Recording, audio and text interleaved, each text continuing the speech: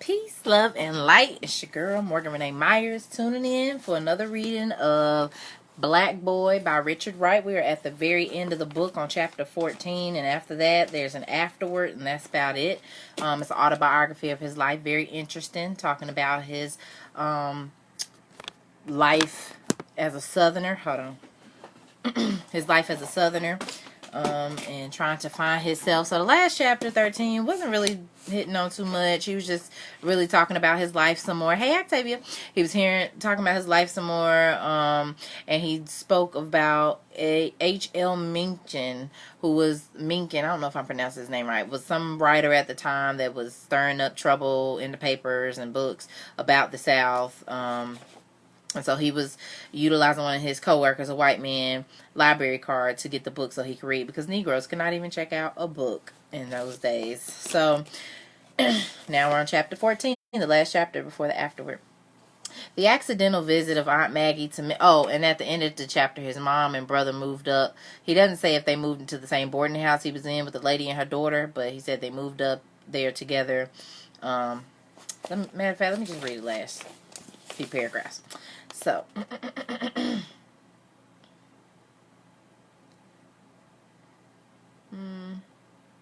I'll start from here. That winter, my mother and brother, this is from chapter 13. That winter, my mother and brother came, and we set up housekeeping, buying furniture on the installment plan, being cheated and yet knowing no way to avoid it. I began to eat warm food, and to my surprise found that regular meals enabled me to read faster. I may have lived through many illnesses and survived them, never suspecting that I was ill. My brother had obtained a job, and we began to save toward the trip north, plotting our time, setting tentative dates for departure. I told none of the white men on the job that I was planning to go north. I knew that the moment they felt I was thinking of the north, they would change toward me. It would have made them feel that I did not like the life I was living, and because my life was completely conditioned by what they said or did, it would have been tantamount to challenging them. I could calculate my chances for life in the South as a Negro fairly clearly now.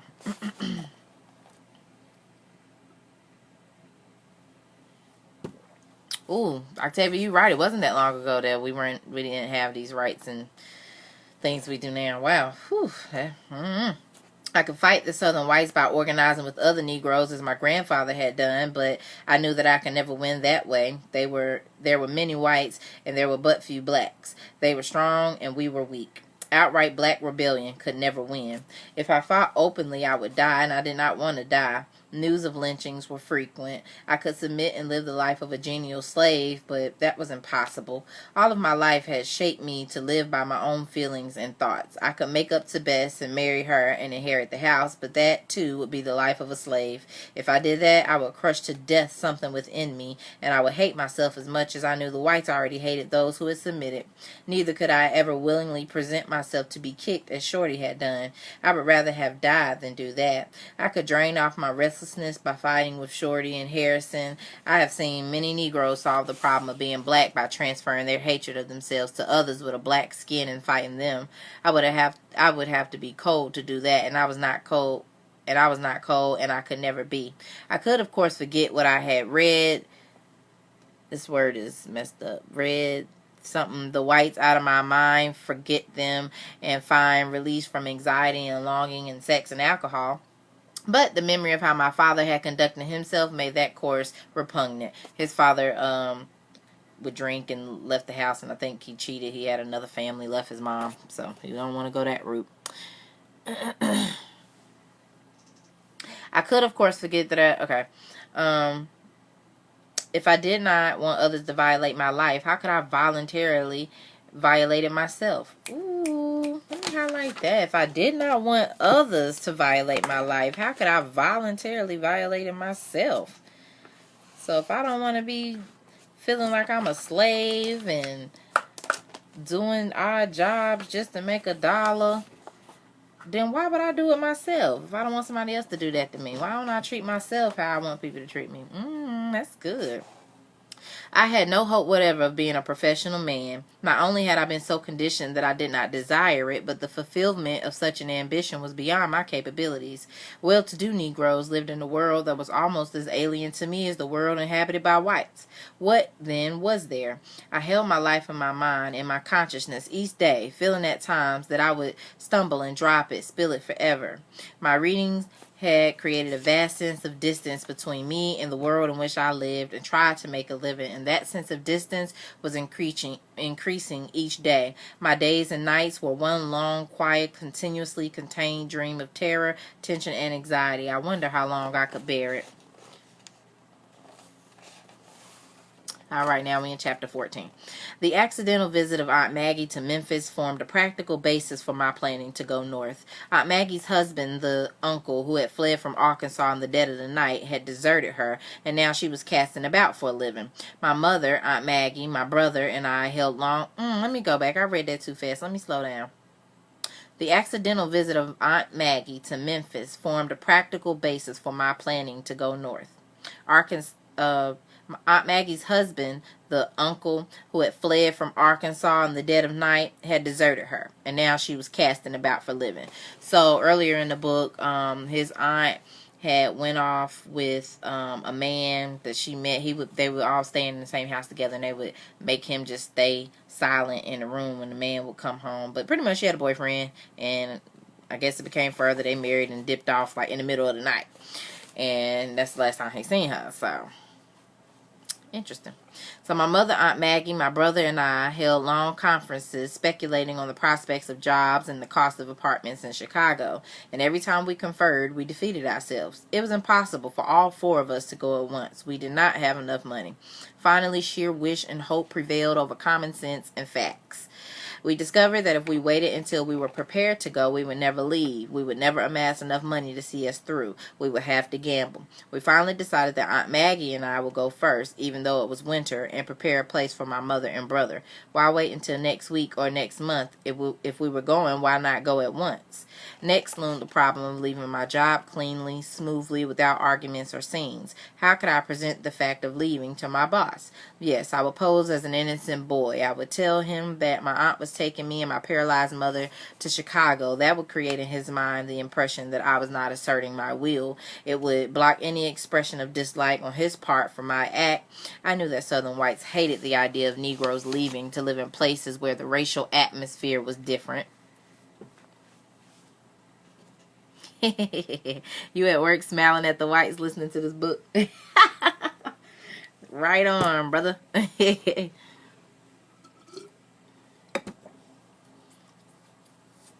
It worked as I had planned. When I broke the news of my leaving 2 days before I left, I was afraid to tell it sooner for fear that I would create hostility on the part of the whites with whom I worked. See, thoughtful, even have to thinking about how to interact around white people, like just to live and be at peace. You got to think that ahead of how you're going to present information to white people. This was crazy. When I broke the news of my leaving 2 days before I left, I was afraid to tell it sooner for fear that I would create hostility on the part of the whites with whom I worked. The boss leaned back in his swivel chair and gave me the longest and most considerate look he had ever given me. Chicago, he repeated softly. Yes, sir. Boy, you won't like it up there, he said. Well, I have to go where my family is, sir, I said. The other white office workers paused in their task and listened. I grew self-conscious, tense. It's cold up there, he said. Yes, sir, they say it is, I said, keeping my voice in a neutral tone. He became conscious that I was watching him, and he looked away, laughing uneasily to cover his concern and dislike. Now, boy, he said banteringly, don't you go on up there and fall into that lake. Oh, no, sir, I said, smiling as though there existed the possibility of my falling accidentally into Lake Michigan. He was serious again, staring at me. I looked at the floor. You think you'll do any better up there? He asked. I don't know, sir. You seem to have been getting along all right down here, he said. Oh, yes, sir. If it wasn't for my mother's going, I'd stay right here and work, I lied as earnestly as possible. Well, why not stay? You can send her money, he suggested. He had trapped me. I knew that staying now would never do. I could not have controlled my relations with the whites if I had remained after having told them that I wanted to go north. Well, I want to be with my mother, I said. You want to be with your mother, he repeated idly. Well, Richard, we enjoy having you with us. and I enjoyed working here. I lied. There was silence. I stood awkwardly, then moved to the door. There was still silence. White faces were looking strangely at me. I went upstairs, feeling like a criminal. The word soon spread through the factory, and the white men looked at me with new eyes. They came to me. So you're going north, huh? Yes, sir. My family's taking me with them. The north's no good for your people, boy. I'll try to get along, sir. Don't believe all the stories you hear about the north. No, sir, I don't. You'll come back here where your friends are. Well, sir, I don't know. How are you going to act up there? Just like I act down here, sir. Would you speak to a white girl up there? Oh, no, sir. I'll act there just like I act here.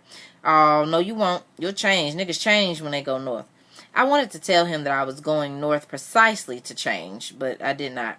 I'll be the same, I said, trying to indicate that I had no imagination whatsoever. Feeling like you gotta dumb yourself down just to talk to these white people. Oh, my God. I'll be the same, I said, trying to indicate that I had no imagination whatsoever. Oh, I'm adding words, imagination, whatever. As I talked, I felt that I was acting out a dream. I did not want to lie, yet I had to lie to conceal what I felt. A white censor was standing over me, and like dreams forming a curtain for the safety of sleep, so did my lies form a screen of safety for my living moments. Let me read that again. As I talked, I felt that I was acting out a dream. I did not want to lie, yet I had to lie to conceal what I felt. A white censor was standing over me, and like dreams forming a curtain for the safety of sleep, so did my lies form a screen of safety for my living moments. Boy, I bet you've been reading too many of them damn books. Oh, no, sir.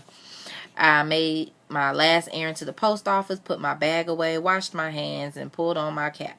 I shot a quick glance about the factory. Most of the men were working late. One or two looked up. Mr. Falk, to whom I had returned my library card, gave me a quick, secret smile. I walked to the elevator and rode down with Shorty. You lucky bastard, he said bitterly. Why do you say that? You saved your goddamn money and now you're gone. My problems are just starting, I said. You'll never have any problems as hard as the ones you had here, he said. I hope not, I said, but life is tricky. Sometimes I get so goddamn mad I want to kill everybody, he spat in a rage. You can leave, I said. I'll never leave this goddamn state. This goddamn South, he railed. I'm always saying I am, but I won't. I'm lazy. I like to sleep too goddamn much. I'll die here, or maybe they'll kill me. Well, it's good to know your strengths and your weaknesses. You know he ain't shit. He ain't gonna never be shit. I stepped from the elevator into the street, half expecting someone to call me back and tell me that it was all a dream, that I was not leaving. This was the culture from which I sprang. This was the terror from which I fled. The next day, when I was already in full flight aboard a northward bound train, I could not have accounted, if it had been demanded of me, for all the varied forces that were making me reject the culture that had molded and shaped me. I was leaving without a qualm, without a single backward glance. The face of the South that I had known was hostile and forbidding, and yet, out of all the conflicts and curses, the blows and the anger, the tension and the terror, I had somehow gotten the idea that life could be different, could be lived in a fuller and richer manner. As had happened when I had fled the orphan home, I was now running more away from something than towards something. I've got to get away. I can't stay here. But what was it that always made me feel that way? What was it that made me conscious of possibilities? From where in this southern darkness had I caught a sense of freedom? Why was it that I was able to act upon vaguely felt notions? What was it that made me feel things deeply enough for me to try to order my life by my feelings? The external world of whites and blacks, which was the only world that I had ever known, surely had not evoked in me any belief in myself. The people I had met had advised and demanded submission. What, then, was I after? How dare I consider my feelings superior to the gross environment that sought to claim me? It had been only through books, at best, no more than vicarious cultural transfusions, that I had managed to keep myself alive in a negatively vital way. Whenever my environment had failed to support or nourish me, I had clutched at books. Consequently, my belief in books had risen more out of a sense of desperation than from any abiding conviction of their ultimate value. In a peculiar sense, life had trapped me in a realm of emotional rejection. I had not embraced insurgency through open choice. existing emotionally on the sheer thin margin of Southern culture, I had felt that nothing short of life itself hung upon each of my actions and decisions, and I had grown used to change, to movement, to making many adjustments. In the main, my hope was merely a kind of self-defense, a conviction that if I did not leave, I would perish, either because of possible violence of others against me or because of my possible violence against them. This is all his thoughts and emotion from living in a white South as a black man. He did not feel safe. He couldn't be himself. He had to ask permission. He felt he had to submit. These are some deep feelings. And we are not too far gone from this in 2019. Either because of possible violence of others against me or because of my possible violence against them. The substance of my hope was formless and devoid of any real sense of direction. For my Southern living, I had seen no looking landmark by which I could, in a positive sense, guide my daily actions. The shocks of Southern living had rendered my personality tender and swollen, tense and volatile, and my flight was more shunning of external and internal dangers than an attempt to embrace what I felt I wanted. It had been my accidental reading of fiction and literary criticism that had evoked in me vague glimpses of life's possibilities. Of course, I had never seen or met the men who wrote the books I read, and the kind of world in which they lived was as alien to me as the moon. But what enabled me to overcome my chronic distrust was that these books, written by men like Dreiser, Masters, Mencken, Anderson, and Lewis, seemed defensively critical of the straitened American environment. Let me highlight these names so I can look them up, see what they've been talking about. Who are these authors? What is it that persuaded him? So pretty much he's just saying, like, by him reading, he was able to learn new ideas and explorations of thought.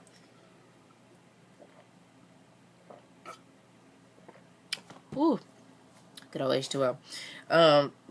Through authors, through writing. That's why text and reading and writing is so important. These writers seemed to feel that America could be shaped nearer the hearts of those who lived in it. And it was out of these novels and stories and articles, out of the emotional impact of imaginative constructions of heroic or tragic deeds, that I felt touching my face a tinge of warmth from an unseen light. Always trying to keep my face so set and turned that I would not lose the hope of its faint promise, using it as my justification for action. The white South said that it knew niggers, and that what the white South called the white South said that it knew niggers, and I was what the white South called a nigger.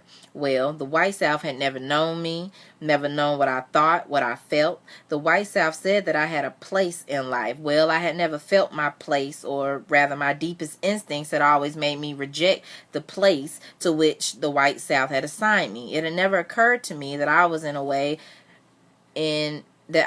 any way. It never occurred to me. Sometimes you just got to slow down. Instead of trying to read, to get it read, you got to slow down and read what it's saying, understand. Okay, so it had never occurred to me that I was in any way an inferior being. And no word that I had ever heard far from the lips of Southern white men had ever made me really doubt the worth of my own humanity. True, I had lied.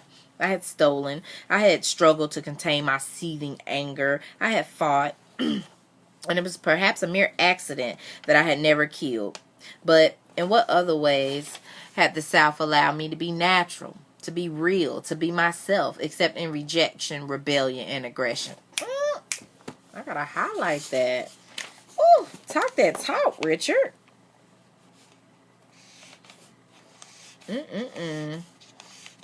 So it's like the environment that you in can make you the type of person that you become. If you grow up in an environment where you're suppressed, you are in poverty, you don't know where your next meal is coming from, and so you become a thief, you become a drug dealer to support your family so you can gain income, you become a crackhead to get away from your issues, and you can't afford a therapist, don't know anything about having a therapist, like, your environment can really, he says, just by luck that he probably didn't kill somebody. He didn't steal, he didn't lie, he didn't have to do things just to survive in the South. So true, I had lied, I had stolen, I had struggled to contain my seething anger, I had fought, and it was perhaps a mere accident that I was never killed.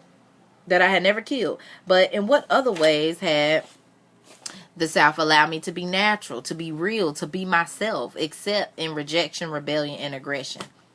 That you just want to see me turn up. That's when you allow me to be myself. But when I'm trying to just live my life without being bothered, it's a problem.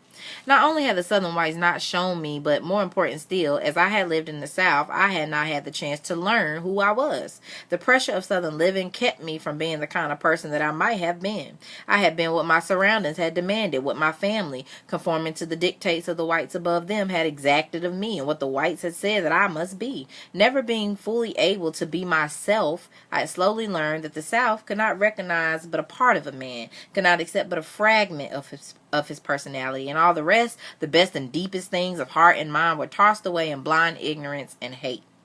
I was leaving the South to fling myself into the unknown, to meet other situations that would perhaps elicit from me other responses, and if I could meet enough of a different life, then perhaps gradually and slowly I might learn who I was, what I might be.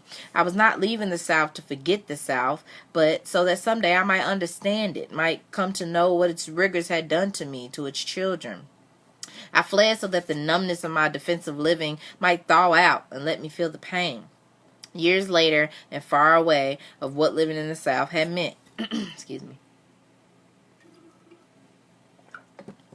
Yet, deep down, I knew that I could never really leave the South, for my feelings had already been formed by the South, for there had been slowly instilled into my personality and consciousness, black though I was, the culture of the South. So, in leaving, I was taking a part of the South to transplant in alien soil, to see if it could grow differently, if it could drink of new and cool rains, bend in strange winds, respond to the warmth of other suns, and perhaps to bloom.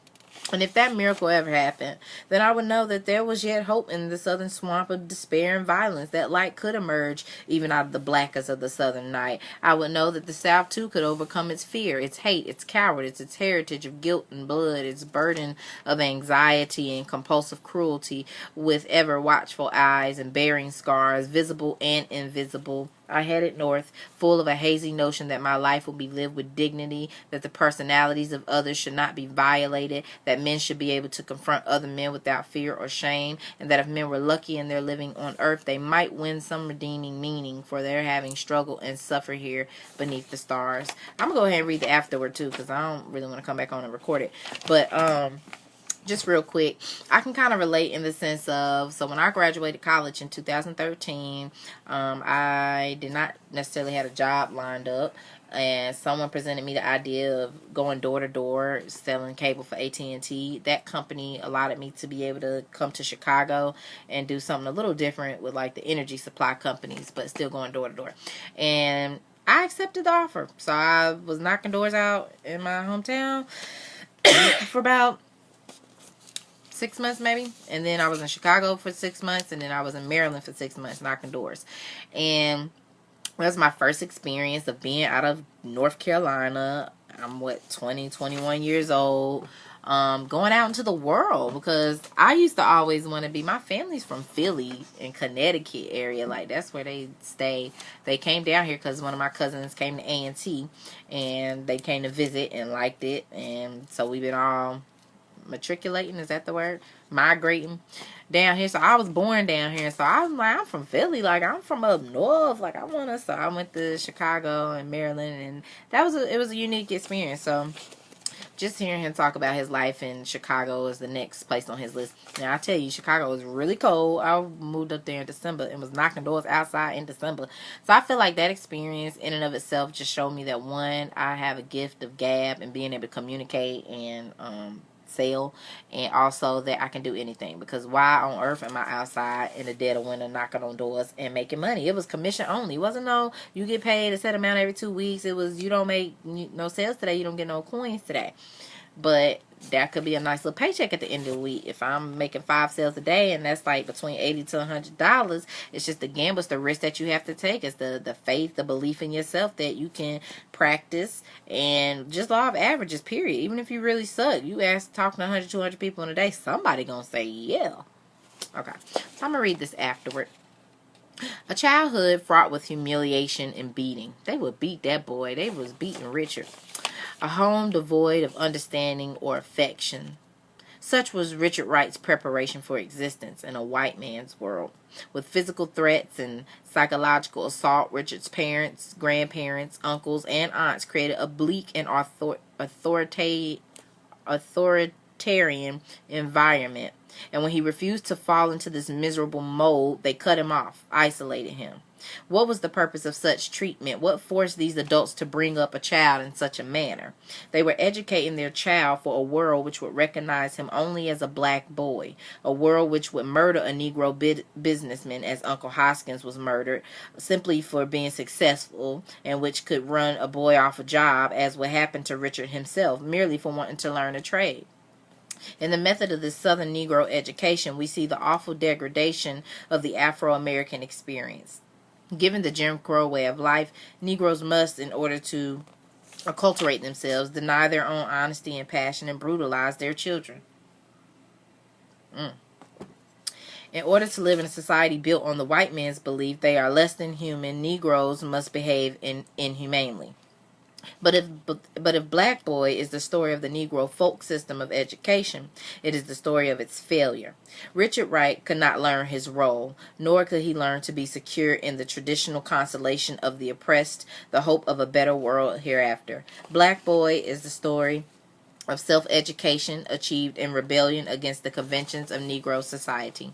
Richard's knowledge began in intuition. After his uncle's murder, his mother and aunt returned to their mother's house to make a new plan of life, for they were without spiritual or financial resources. When Richard asked for explanations, he was given a silencing slap, and he began to feel the extent to which their lives were ruled by white terror. His mother's paralysis became a symbol of the troubles he saw and experienced as a boy, his mother's pain and helplessness, and the family's poverty and futility in the face of illness embodied a fateful significance for 12-year-old Richard Wright. They convinced him that the meaning of living is to be found in meaningless suffering, not that living is meaningless suffering, as those around him believed. As intuition developed and ripened into resolution, Wright saw his entire culture acting to discourage him from understanding. The schools gave him no knowledge about Negroes, and his classmates laughed off his efforts to get the whole picture of their lives. Only a deadening of his consciousness of reality will make him acceptable within a racist society. In recoiling from this possibility, Richard Wright discovered the complex relationship between individuals and their social context. From his earliest years, he had felt a strange lack of warmth and tenderness in the life of his home. As he grew older, he saw that the emotional lives of other Negroes also consisted of feelings of fear, insecurity, and self-deprecation. Too often there was a void where joy might have been. His intellectual majority was reached, and when he understood that the personality of man is the meeting place of society and the individual, and realized that his personal troubles, all that the symbol of his mother's paralysis represented, derived largely from social experience, it was perfectly obvious that his membership in the Negro race prevented the individual Richard Wright from using the public library, and it became equally clear to him that the derisive laughter of his schoolmates at his questions about the Negro condition and his uncle's craven advice about his valedictory speech were examples of behavior conditioned by social oppression. It is precisely Wright's insight into the dynamics of man and society that is his strength as a writer. Black Boy, recording the growth and development of this insight, is thus the story of a writer's education. Realistic fiction functions by creating characters who are simultaneously seeking autonomy and representatives of a society larger than themselves. This is the way in which Wright came to see his own experience. Literature authenticated this experience and became the outlet for it. Though Black Boy ends as the author heads north in defense of the right to his own mind, it is already obvious that his resistance to the effort made to mold him has been the means of his education. And that is written by John Riley, State University of New York at Albany. So that's it for Black Boy by Richard Wright. We finished another book, y'all. I think we on like 3 books now. I did Roll of Thunder, Hear My Cry, No Disrespect by Sister Soldier, and now we got Richard Wright's Black Boy. So I'm hoping you guys are enjoying these. These will be uploaded onto my YouTube channel. So make sure you go over there and follow me, Moremy, Moremy. Yep, that's it, Octavia. I gotta go upload, I think, like chapters 11 through 14. I have them recorded on live and haven't put them on my YouTube yet, but 1 through 10 is on the YouTube page, so make sure you check it out so that you guys are up to date. I appreciate y'all for tuning in. Y'all have a great evening. I'm going to go live tonight at 9 p.m. to talk about some of the Man Monday questions. So make sure y'all tune back in 9 p.m. Eastern Standard Time. I'm going to be doing Man Monday questions. And it will be men and women can respond and come onto the live just during the day. I want the sex that I'm talking to respond to those questions. So we'll talk about that tonight at 9. Appreciate y'all. Peace, love, and light.